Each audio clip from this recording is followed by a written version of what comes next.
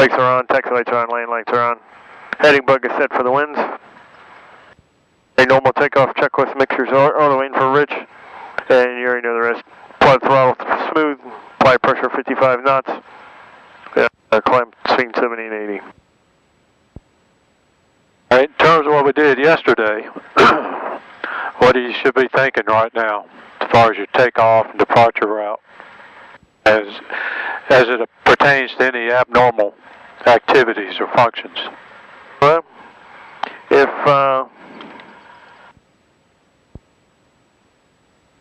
we lose the engine, we're departing, we'll attempt to put the aircraft back down on the field. If we're already airborne and we lose the engine, gotta immediately pitch for 68 knots at the best glide speed and look for a smooth put aircraft down. Trying to aim for not for any trees or anything like that at the best pace possible. But if we have to put it into the trees, we'll make sure the nose is between the trees and let the struts and the wings and the landing gear take the brunt of the force.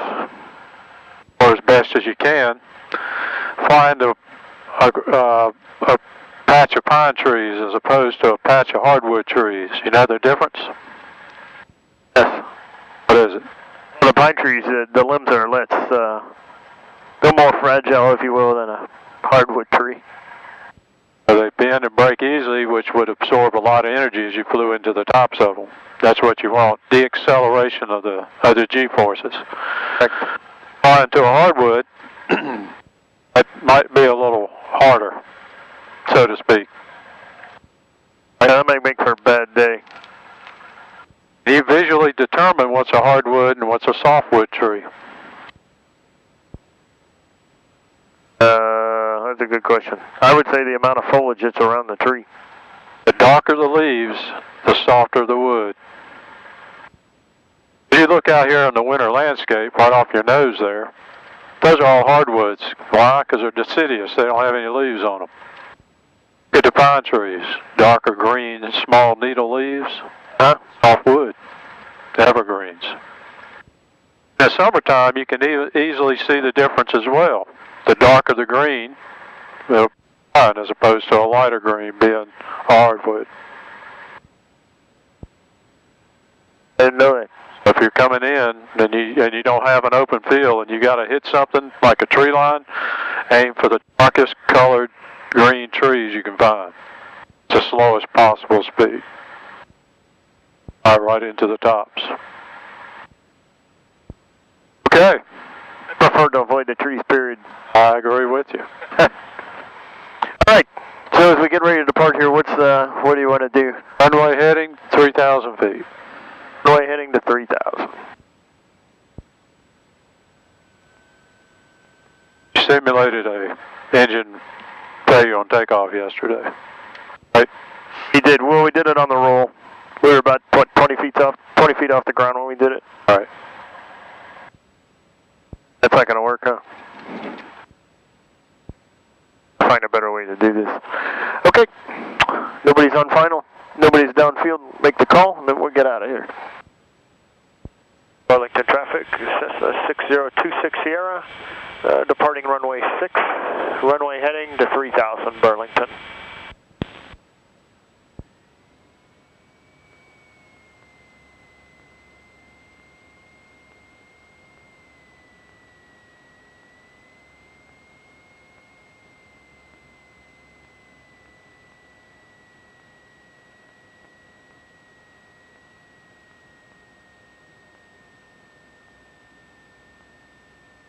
All right, one last check. Nobody's on final.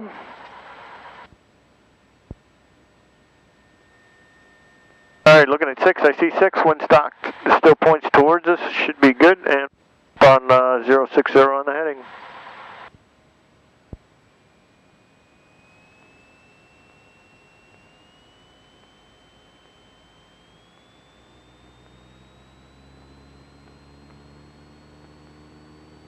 Engine instruments are in the green.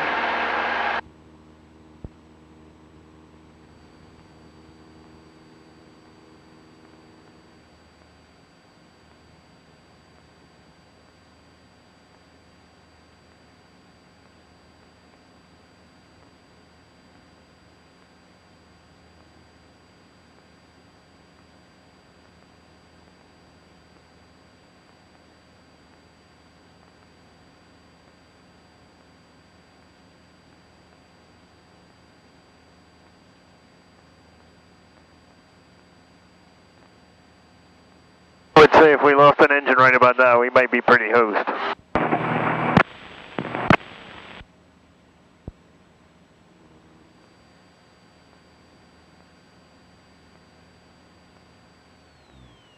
Where you gonna put it? Field right there. Burlington traffic. Avoiding that. One of the helicopter. I'll be taxiing onto runway. Avoiding that. Hover checks. Burlington traffic. Well, the takeoff checklist says try to go as straight as possible as you could go, but with all those power lines, we're pretty hosed. Well, you got a couple angles you could hit here. Be over there. Take that road right there. Want to have that kind of predetermined. So every time you're taking off, look at the fields around you on the way out. Some idea where you're going to go with it at different stages in the climb out. Me, that would be the ultimate if it weren't for the power lines, but... Yep. Yeah, it's hard to see those power lines, too. That's a good one right there. No, the simulates a runway right there beside the interstate. Right, exit ramp? Right in front of that building.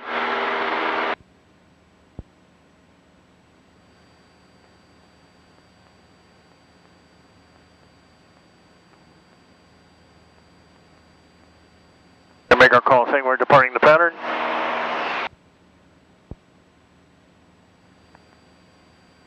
Burlington traffic, Cessna 60260, departing the pattern northeast of the field, 1,700 for 3,000, Burlington.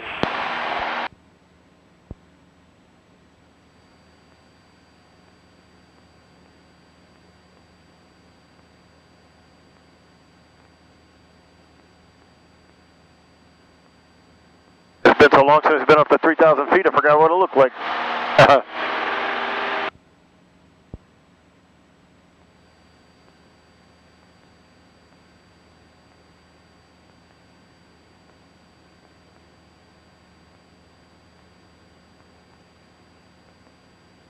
Oh, nice and smooth day. Hey, look at that, coordination, no winds.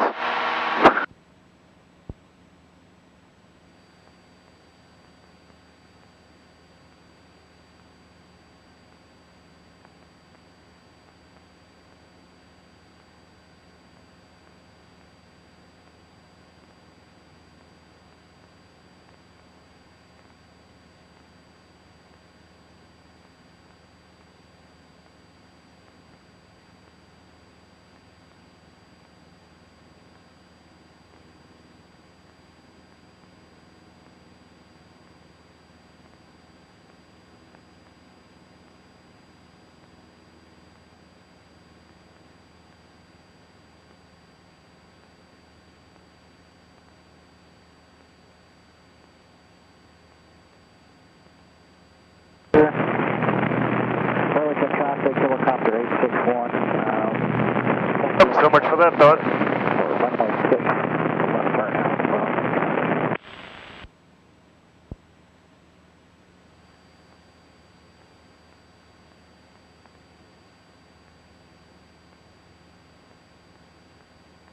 All right, coming up on 3,000.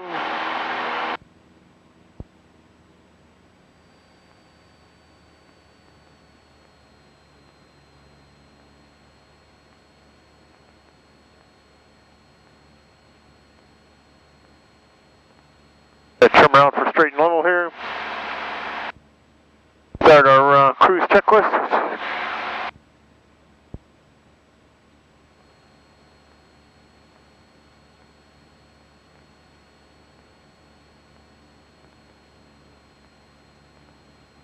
Okay, then 4 turns in, 2.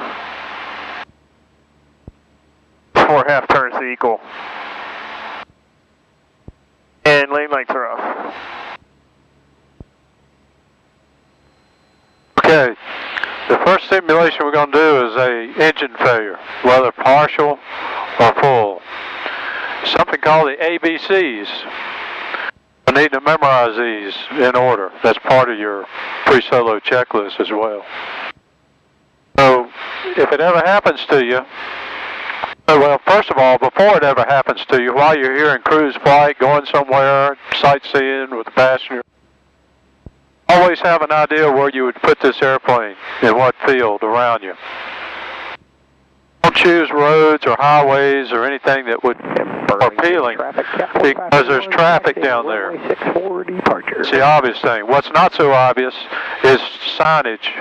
Road signage, 143, 10 miles, power lines, guardrails, bridges. A lot of obstacles that you take for granted as you're driving that could really ruin your whole doggone day if you try to put an airplane on the highway. You're better served by open fields, away from tall power lines, tall trees, as big an open spot as you possibly can get. Also do not want plowed fields, although you may only have a choice of a plowed field. For something hard, soft, low cut. 31, ticket runway 64, departure Burlington. So when we go back to our ABCs, Helicopter 861, I'm off of runway 6, current heading. we're also thinking about our ABCs. The field that we're looking for should be between the top of the strut to the top of the nose, the top of the strut to the back of the tail. If you're having an engine failure, you don't want to try to make a field 3 miles away when there's one better right below you. Don't forget the best field might be right below you, so don't forget to look down your side and if possible roll the plane into a steep turn to the right and look down on this side. Make sense? You also want to have some idea of the wind up here. You're lucky and the G1000 will tell you what the wind vector is. Always want to turn downwind while you're looking for a field. That's going to give you a greater ground speed and a further gliding distance, as opposed to trying to go into the wind, trying to reach a field. No ground speed, you might not make it. Okay? The number one rule is fly this airplane all the way to a flared landing at whatever field you choose. Absolutely, positively, never stall an unengined airplane. You're just a rock, and your chances of survival are very slow, very low. Never want to stretch a glide. You got to fly the physics. Physics don't lie. A lot of people try to stretch a glide, they'll end up in a stall, crash it 100 feet off the ground. It's the end of them. If you're coming down to a field, if you feel like you're too high, slip it, flap it, do whatever you can to pick an aim point as you would on a normal runway and put that airplane on that aim point. Once you pick your field, there's no reason to change that field unless there's a real compelling reason, i.e. you didn't see the big crossing in front of it, or the cattle, or the hay bales, or the big power line that all of a sudden now looms in out of your windscreen. If you're going to make a change to your field, make it, but only make it one time. Don't forget you might be able to be on base to another alternate field either side. Alright? You lose an engine, the A and ABC's at airspeed. You've already said it once. What is it? For 68. That's a 68 at gross weight. We're less than gross weight, so you could actually probably fly at about 65. But this is not the time for semantics. 68, your best glide speed. Just remember, when you're lighter, you can fly a little slower. That's all. All right, the B and ABCs is your best field. You should have an idea where one is, which way you're going to turn to go to it. If you have to take a few seconds to find one, that's okay too. Just recall that you don't have any power and you're a glider now. So pick a field as soon as you can and turn to it. Don't wait. E is checklist. Now this is the memorization part of it. I call it the lazy L checklist.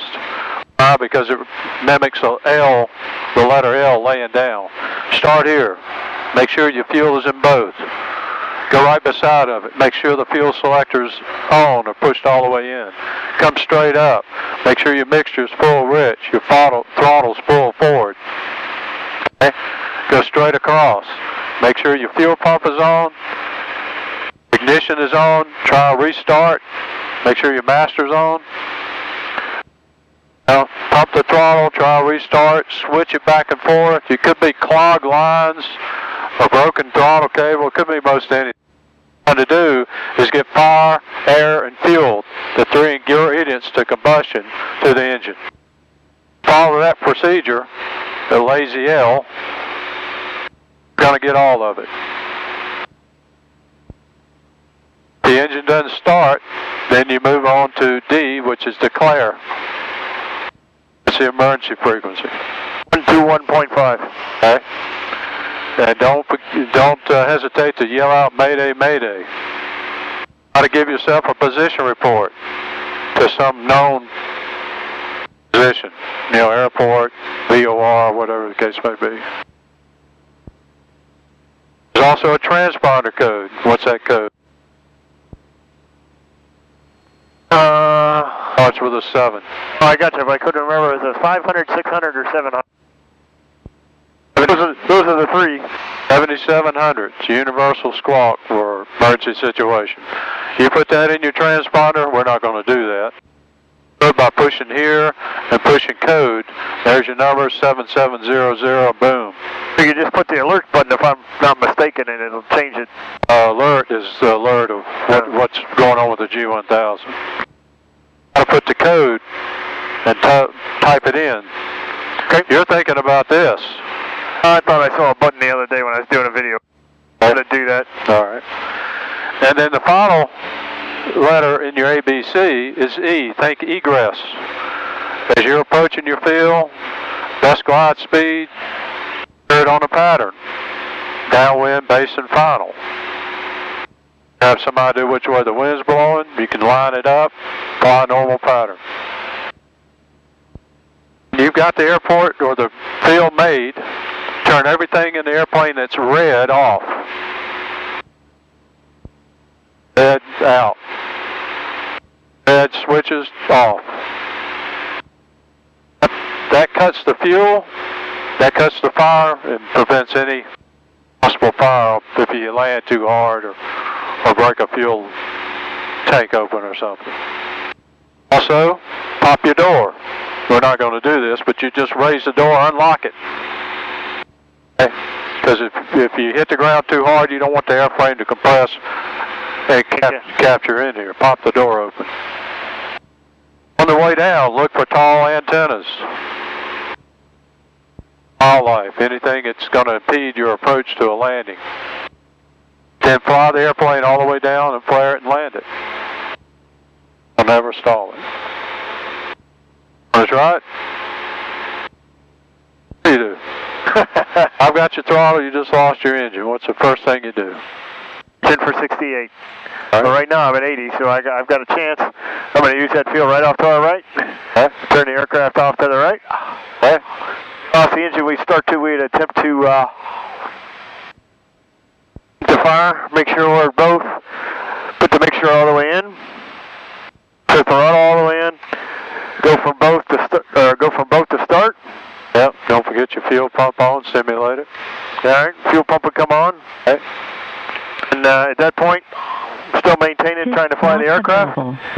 Starting and starting, it's not cranking. Now what? All right, at that point, I'm going to change the transponder code to 7700, change to the emergency frequency, and then start killing everything that's on. All right. We're pitching for that field. If you go to the emergency, you want to give a report. Mayday, Mayday, Cessna 260 15 north of Burlington, descending into a field. Then I turn the ELT on, or will that go on automatically? Got a pressure switch that'll put it on automatically, but you can turn it on if you want to. At that point, I'm going to fly the plane all the way down to the ground. Okay.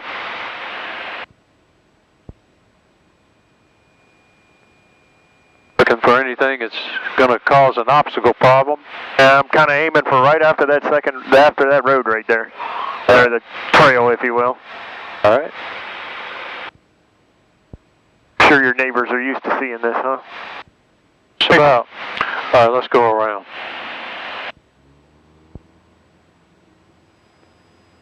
All right, back up to 3,000. What else would you have done if you were taking that all the way into a landing? Open the doors, pop the hatch on the door. What else would you have done? other than brief the passengers? I don't know. What am I missing? Your approach speed was over 100 knots. I would have slipped it, yep. Well, not necessarily slipped it. Attempted. I could have put in 10 degrees of flaps, but... What's your speed over the numbers at an airport? 65. Around about 60. So the same thing applies here. That's a critical takeaway on this practice. You've got to fly your normal approach speeds. If you come down here at 100 knots and that field is soft, you'll end up in a ball. Got to land as slow as practical. Use all those flaps. You can do slips if you need to lose altitude, but don't forget the flaps. In other words, treat the off-field landing as if it was a 20,000-foot Army Air Base landing strip. Because it is. To you, it is. It could be the size of a postage stamp. It doesn't matter. It's a landing spot. Fly it all the way to the spot. It happens in a lot of cases to a lot of pilots. They'll freak out. Haven't pre-planned for it. They haven't practiced for it. They've never done one. And so their mind shifts out of the norm. It should be just a routine off-field landing. Without power. Without power. Oh, man. Thing to do is we're pitching while I'm looking. Might try to turn to that field over there on the right, but I see poles. I would come out here a little bit and then...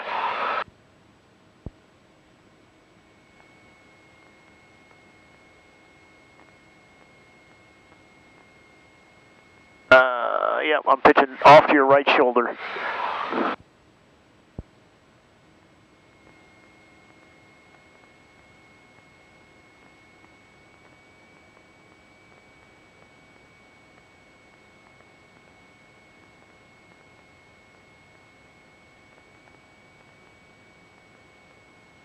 Quite sure this is long enough, but it...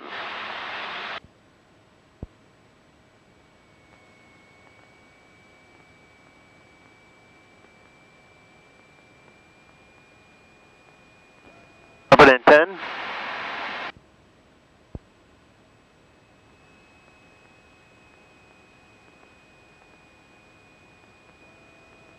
And a 20. Bad idea. Just go around. Okay, you made a classic error. I want you to explain to me why this wasn't going to work. Area was too short. What else happened? Focused on your best field. You forgot your airspeed. You forgot your checklist. You didn't go through your declare process. And you didn't think egress. What if you'd have just run a tank drive? All you had to do is flip the fuel tank from left to right. You gotta focus on that. That's why we practice it. If you don't learn anything else out of flying, that discipline ABCD will save your life. But you gotta use it. You gotta practice it. All right, let's take up a heading of 240 and back to 3000. All right, right turn 240, 3000.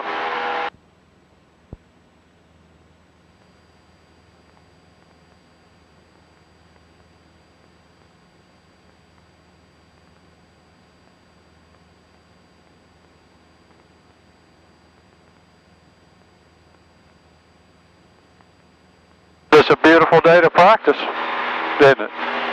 There is.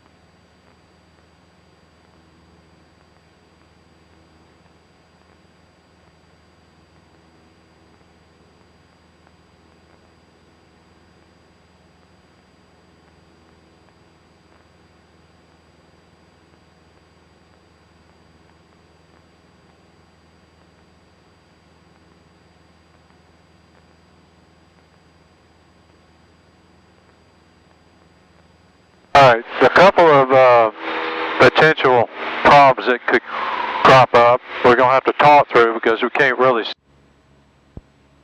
What happens to be engine fire or any kind of fire in the aircraft? Fire in an aircraft is just as bad as fire in the boat for a mariner. It's probably worse because with this wind-driven flame, it'll turn an ordinary flame into an accelerating torch that'll burn all the way through the aluminum. If you ever smell smoke or you detect any flame of any kind, number one objective is to land straight down below you. I don't care if you have to put it in the trees. Because if that flame, fanned by the wind of the flight, burns through structural integrity of the airplane, you're over. It won't take long. So if you suspect smoke of any kind or fire of any kind, what's the first thing you want to do?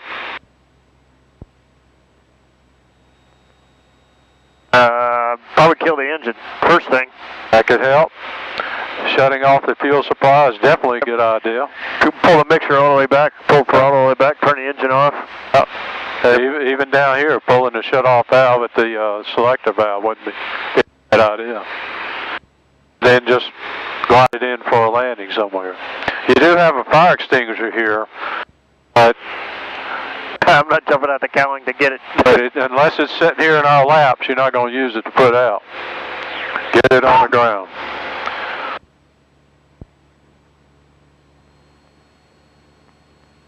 All right. Another one is electrical failure. What would happen if we lost all electrical power right now? What would go out? 1,000 would be gone, but we'd still have our standby stuff. All right. What else would we lose? Radio. All right. We'd also lose our intercom. Okay. You lose all your lights. You lose anything that's electrically powered. Would the engine keep running? Yes. Why? The magneto system isn't based off the electrical system in the That's correct. This is a totally separate system. And that's why it's there, just in case. Okay. If we lost our alternator, go ahead and turn the alternator off. Alternator. It's off. All right. So, if that ever goes off on you, you just turn it off. Right? Right. 0 volts. But I don't have a warning. Why don't I have a warning? Because you've still got battery power. See the voltage on your standby and right. Your essential bus? You're drawing power off of the battery. But you won't get a low voltage annunciator until that's almost depleted. Okay. Okay. So, right now everything is as if nothing ever happened. But that's an indication that you got a problem. All right? How long do you think this would run? It is. Give it 30 minutes. So that's what the amp hour rating of the battery is, right? Right. So it's a 12-volt battery, but it's a 36 amp hour, meaning the theory is it should put out 36 total amps for 1 hour. Should be the rated. All of these circuit breakers have numbers on them. That's the amperage for each one of those systems. So if this ever happens to you and you can't bring it back online, you want to shed as much power as you can. The battery longer life. Power this guy. Then cut your alternator back on. That was impeccable timing. Okay. Positive charges back. There you go. But the point is, you want to, during the daytime, no big deal. Right? You could lose all the power in here and still make it to Burlington if you know how to use basic pilotage and navigation, because you're going to lose the GPS too. Right. But at night, it becomes a little different matter. That's why you have flashlights with you at night. There are 3 of them. Why 3? I don't know. Another course said 2, and it was just in case the other one doesn't work. That's correct. With an extra set of batteries. The one flashlight, the bulb is going to burn out. One flashlight, the batteries are going to give out. The third one, you're going to drop and it's going to roll all the way in the back. I need 4. Always carry triplicate. That'll help you. Okay.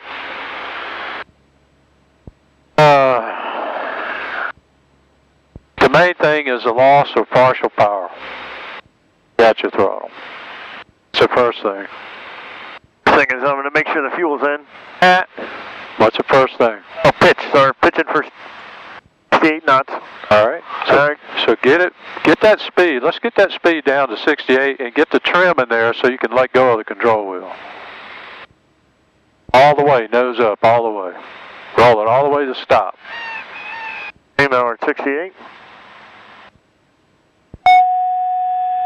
All right, what's the B? I'm starting to look for my field now. And, been really good. Except that field right there. All right. All right, so at that point I'd start the other checklist and make sure the fuel's set to both. Make sure the cutoff in. Make sure the mixture's all the way in. We'd apply power. Make sure that wasn't it. And we attempt to start it, but we only have partial start. We turn the fuel pump on too. All right. Won't start. Now what? All right, now we're pitched back to 68. Change the transponder to 7700. The emergency frequency. Make a call, and then unprop the doors. Okay. Put me on final approach. All right, and I'm changing fields. We're going over here. I think we got a better chance over here, especially since I'm still doing above the speed we need. I can still keep gliding. Traffic off our nose, 11 o'clock. Insight. Go right over here to our right. Going right past the trees on the other side of that lake.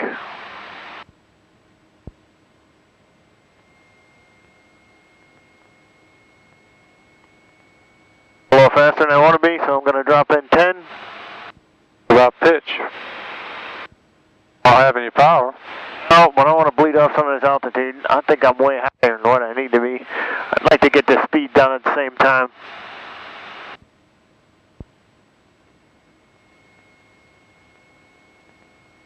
All right, I see the cow. I'm going to the left of the cows. Let's go around.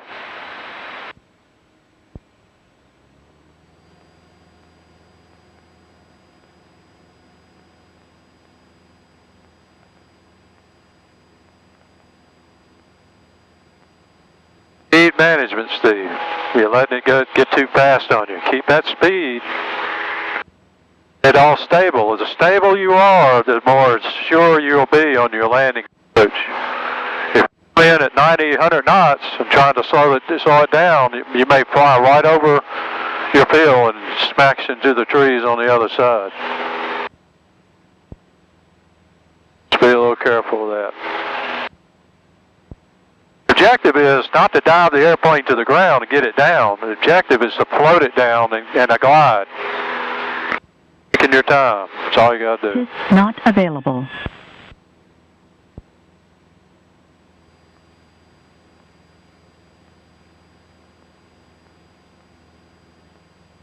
All right. Let's take up a heading of 300 and level out at 2,000 feet. 300 and 2,000. Okay. I'm going to demo something to you here to show you why it's a good idea after takeoff, if you lose an engine, at least up to 1,000 feet, or the nose, and try to land 20 degrees either side of center line of the airplane. In other words, you never want to try to make a turn back to the field. Right. Okay. Number one, it's more than a 180-degree turn. If you just make a 180-degree turn, you're going to be offset to the field you just off from. So it's a lot more than that, like a 240-degree turn. In this airplane, or most airplanes, you just don't have the energy to make that turn unless you're at a certain altitude. Okay, so we're just taking off on runway 30. Full power, pitch it for a 75-knot climb. Just took off.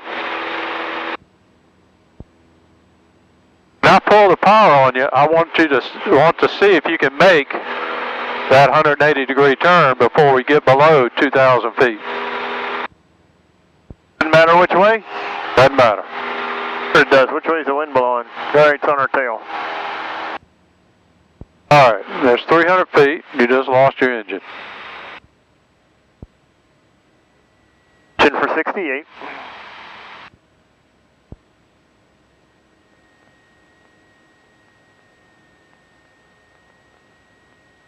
Degree turn. 45? Well, I mean, we're just passing 90. So you're coming on around. Not too bad.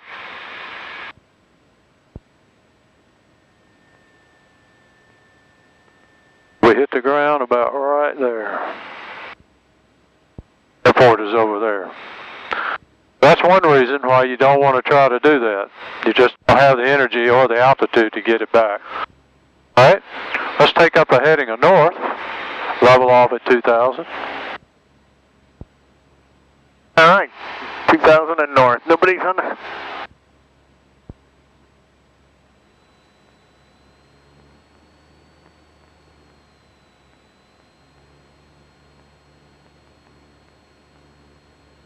I was at 300 feet.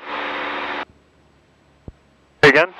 I said, we pulled the power at 300 feet, so that simulated a takeoff. You lost your engine at 300 feet off the ground.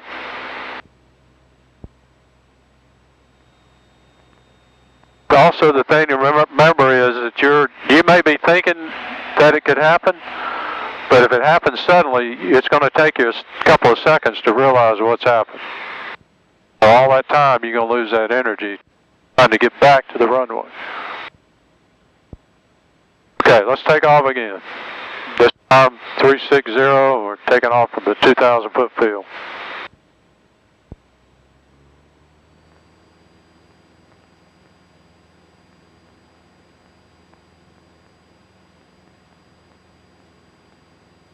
This time when I pull your power, see if you can get all the way back around. Left side or right side? No choice.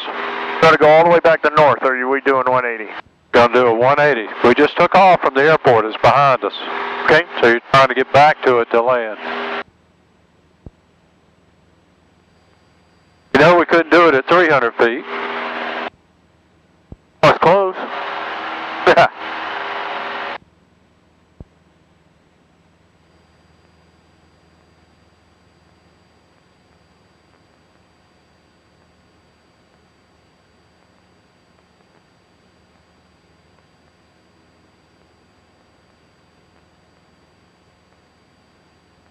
We do it at 700 feet. I don't know.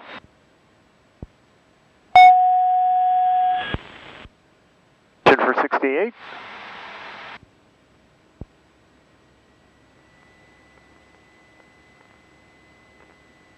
All the while this is happening, you still want to do at least your emergency checklist, because you could have had a fuel valve offset, or your mixture might not be full rich, whatever the case may be.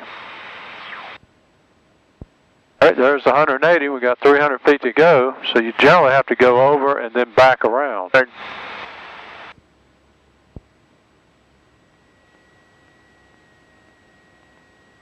It's a possibility. What would be the determining factor here is how far you're away from the field when that happens. But as you can see, at 700 feet, you can at least make the 180 plus turn. We only got 100 feet to go here.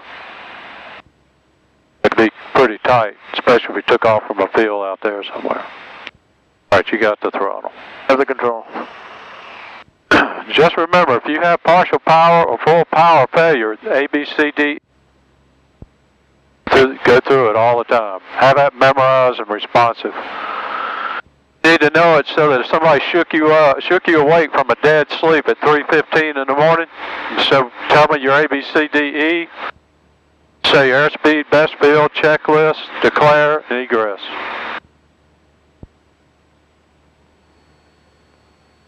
All right, let's head back to the field for some takeoff and landing practice.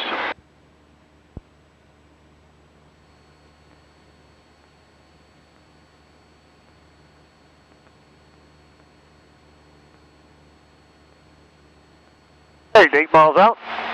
Then what do you want for the altitude? I don't care.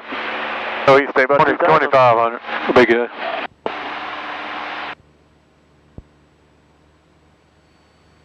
Oh, why'd I know? Well, I don't use those anyways. I knew you were going to do that. Now we're going to see where I'm going. You didn't know what I was going to be doing now. Right. You got to buy the big square. Yeah, really. So, let's just assume you lost your PFD. Okay. No big deal. Because you have an MFD. These two screens that you're looking at are exactly the same. Knobs on them are exactly the same. They're labeled exactly the same. Somebody told me how to do this, and I can't remember how to get the same stuff over to here. There you go. You're on the right path. I want to say it's the red button. What's that say right below that red button? Display back up. All right, push it. Doing that, voila. That's a very busy screen. It's got everything you had over here, plus everything that was over here. No GPS, engine, the whole 9 yards. That is how you would do it if you lost one screen. If you lose this one, push it, revisionary mode, you just move over here. Make sense? All right. Now for this example, let's assume that doesn't work. It's broke. Now you have to visually identify your altitude and your speed for landing. Not a big deal for a super pilot. Should be. We're going to try. All right. So as you're coming in, you've got a little problem, but it's just an inconvenience. As you know, on the way back to an airport, the first thing you want to do is what? To make our call. I'm not sure how far we are there. Oh, it's not making your call. What are you going to tell them? I would declare an emergency. Well, not necessarily. Everything's working. You just don't have any altimetry or airspeed or attitude. I mean, the first call is always because how far we are away from the field, we'd call. Well, first call is not a call at all. It's a listen. So let's get the weather so we know what's going on down there and get a suspect of what kind of, what the winds are and what the runway is going to look like.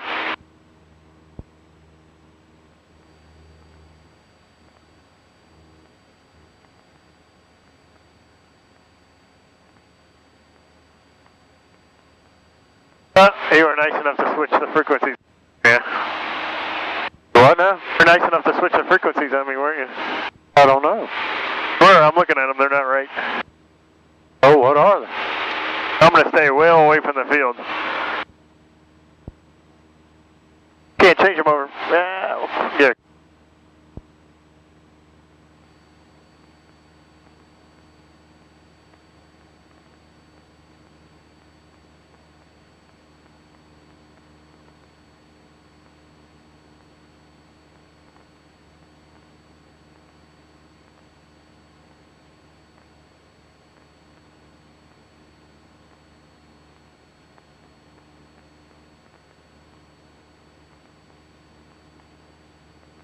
What did I do wrong?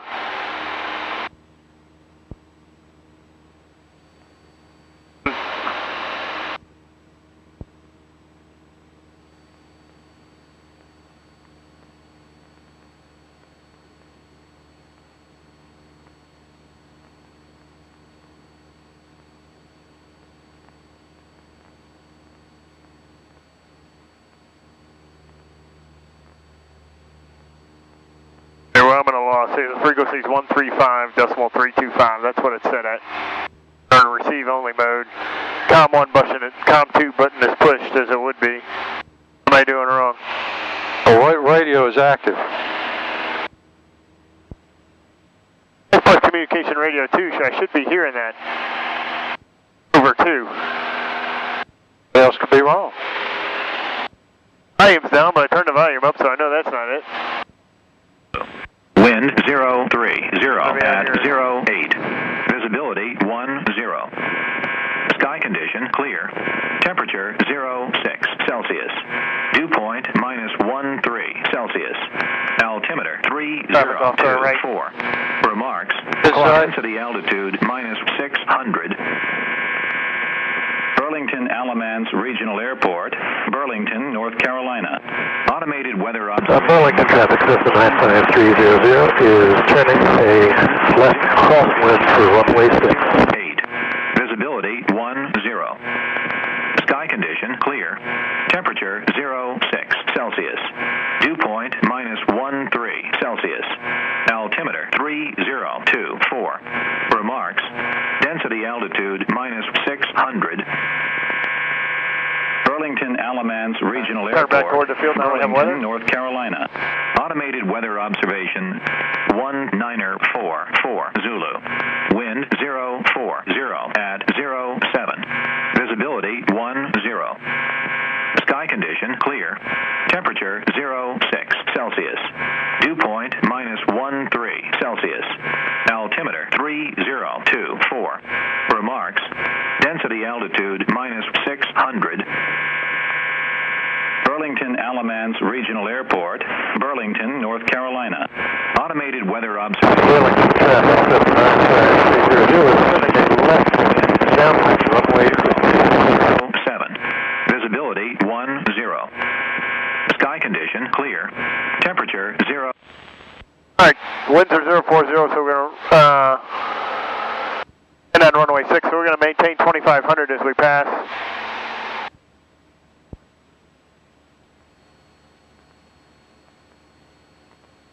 As we pass over the field, then we'll come back around and enter the downwind at a 45. At this point, we'll start our landing checklist. This is in, landing lights are on, taxi lights are on, mix is full rich.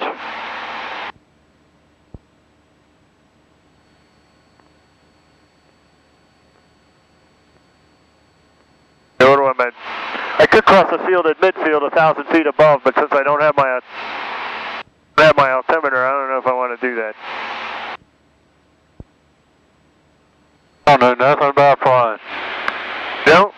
Burlington 95300 turning left base.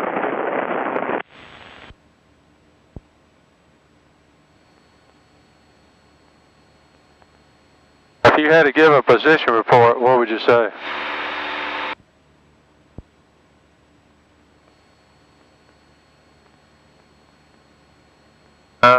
Southeast of the field. Far. Burlington traffic system 95300 turning final. 10 miles. No way. 3 miles. See that 2.5 right there? Huh? That's the ring. About 5 miles. Increase the range, look at it. 5 miles out.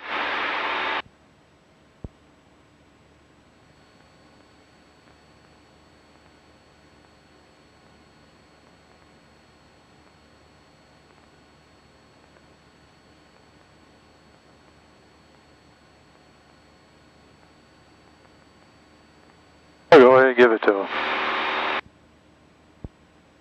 At this point, yeah, we're southeast. Burlington traffic, Cessna 60260, southeast of the field, approximately 5 miles. Playing runway 6, Burlington. No clue on what my altitude is, so... There's no way of knowing unless you have some idea, and that comes with experience. I'm going to say we're probably about... I can tell you that you're not in the pattern altitude. Oh, well, I'm not trying to be at this point, though.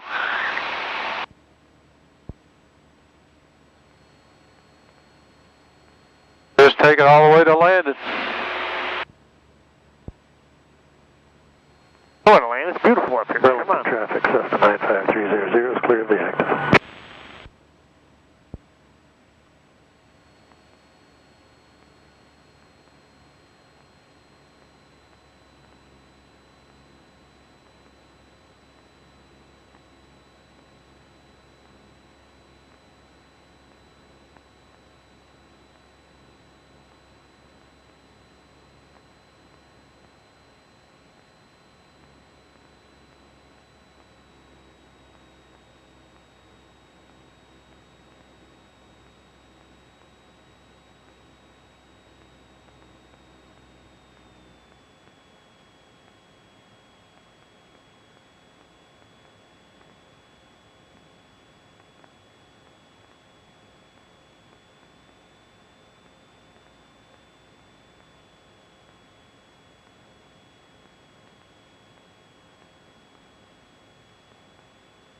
use a slip indicator right now.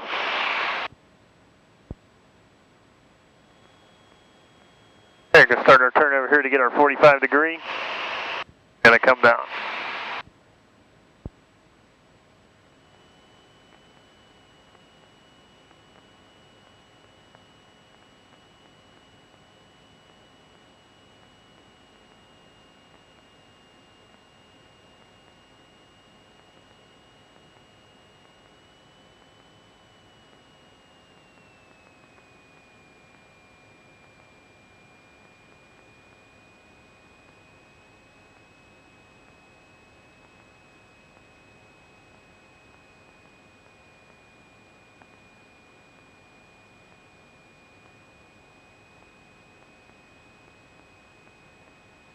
Burlington traffic, Cessna 6026 here, entering the downwind of 45 for runway 6, Burlington.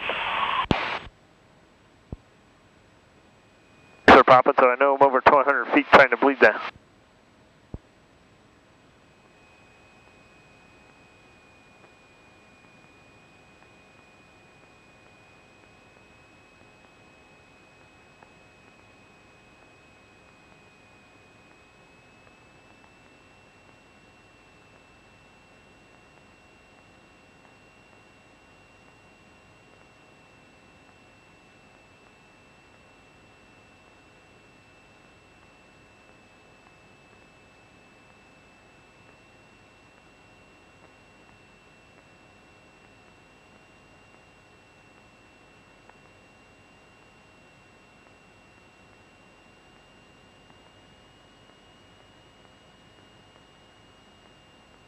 Traffic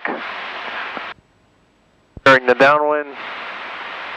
Burlington traffic, Cessna 6026 here, enter the downwind, 1 right, 06 Burlington.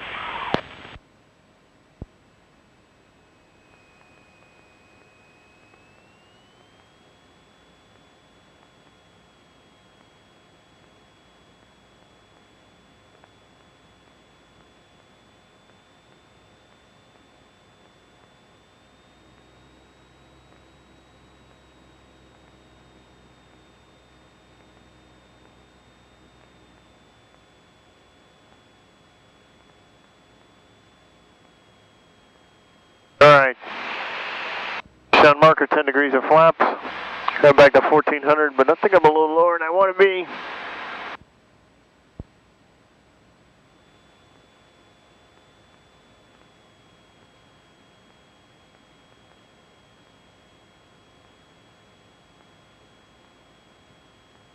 Is not available.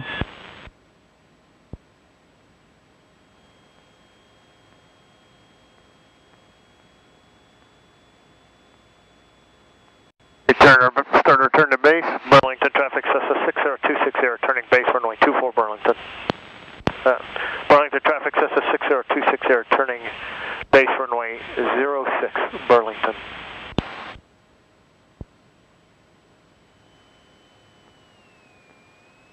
In. Good for somebody on final. Nobody's on final. Nobody's on the field. Turning final for 06. Burlington traffic, Cessna 60260, turning final runway 6. Burlington. Flaps.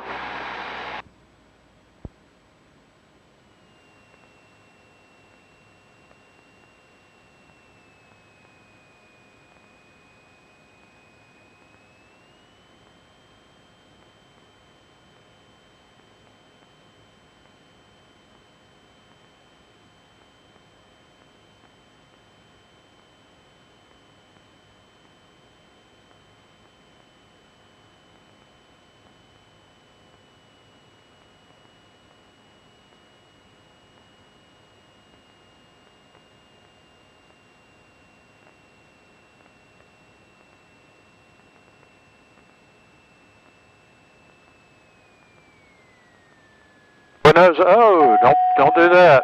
See that tree line? That's what you want right there. Hold it, hold it. Ah, you let go of it. It's going to be a honk. Okay? Pretend like you're curling 50 pounds, but you got to pull back. Don't ever try to reach for the runway by doing that. You'll knock the nose wheel off, tear the engine all to pieces. Strike. You don't want that. Land it like a duck. Feet first.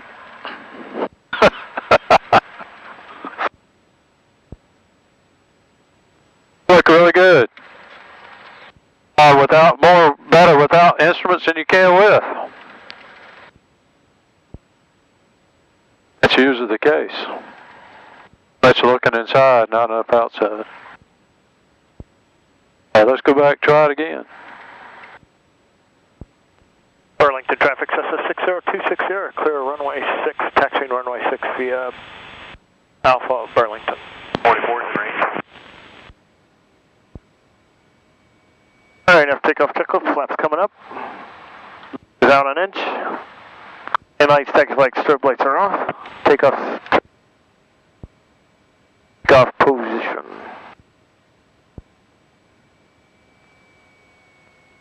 The G1000 airplane, if that goes out, you'll have these. I simulated a almost impossible situation there. If you get hit by a bird and knocks your pitot tube off and you have an electrical failure, you're not going to lose all this at the same time. Throw Bob, 724 is in range.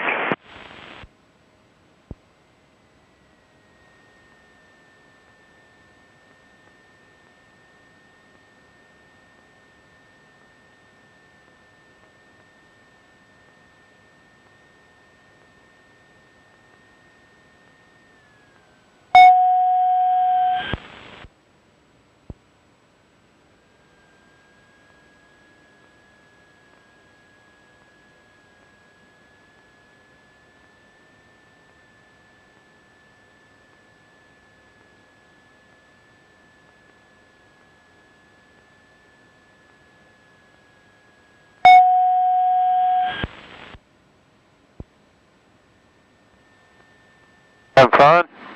Always have fun. Good. Learn anything? Always.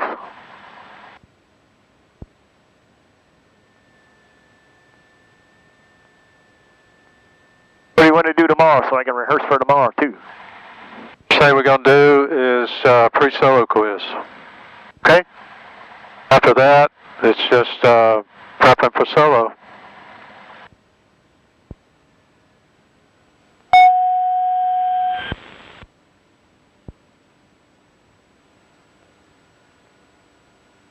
We'll be in phase 4. There's 3 lessons in there. 8 lessons. Alright, nobody's on final. Nobody's on the field. Takeoff checklist.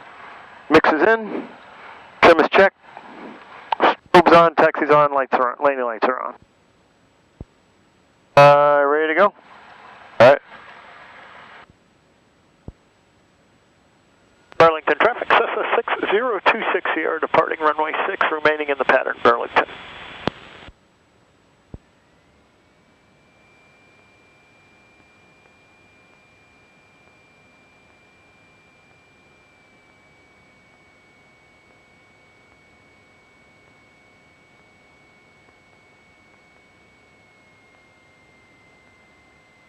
Alright, looking at the windsock, small winds pointing toward us, indicating that the winds are blowing directly down the runway center line.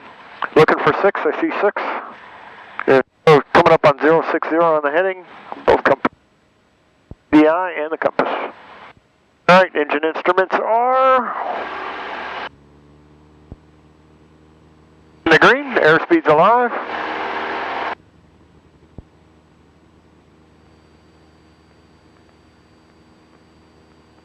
$55 knots. And another beautiful takeoff.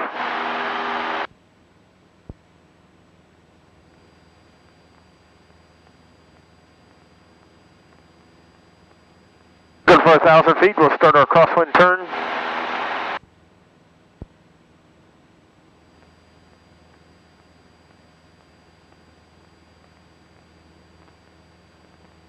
Bird. Burlington traffic, Cessna 60260, turning crosswind runway 24 Burlington. Burlington traffic, Cessna 60260, turning crosswind runway 06 Burlington.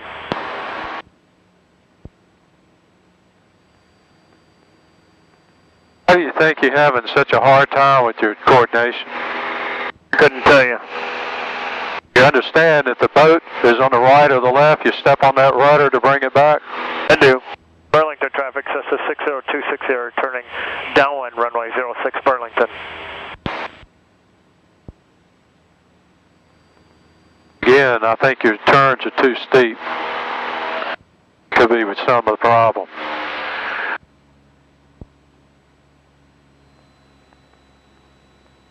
Okay. Just lost your engine. Now I got your throttle. Oh, what? And okay, first thing is I was running through my checklist as I'm pitching. Oh, what's the first thing? For speed, looking for 68. What's the second thing? Give me a 68. Now I'm looking for I'm going to try and make the field because I think I can make it from here with a 6,000 foot field. Checking to make sure it's good. Mixer's in, throttle's in, fuel pump's on.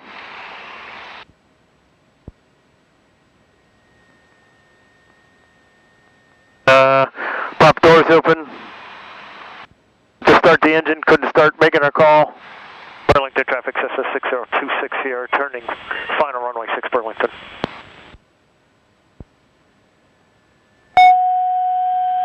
Probably going to make the grass, but I'm not going to make the...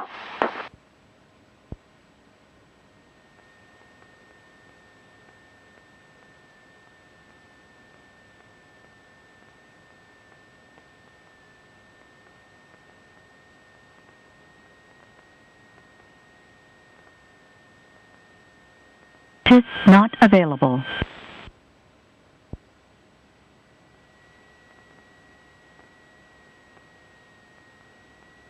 Yeah, impressed myself.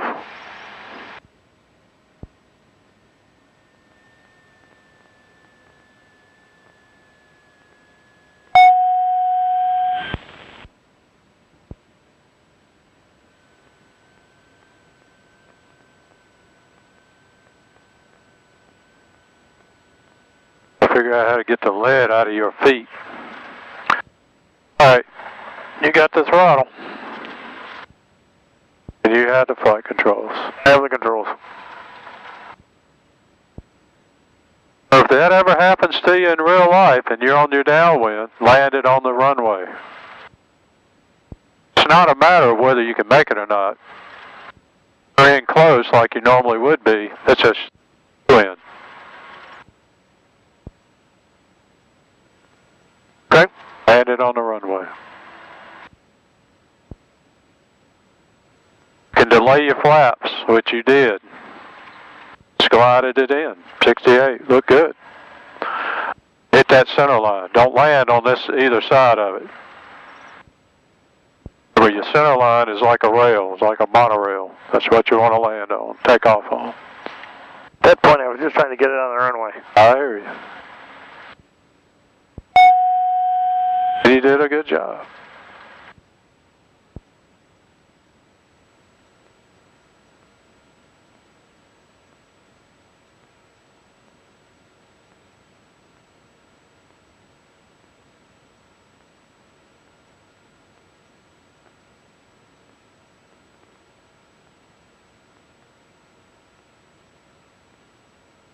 Burlington traffic, Cessna 60260 is clear runway 06, taxiing runway 06 via Alpha Burlington.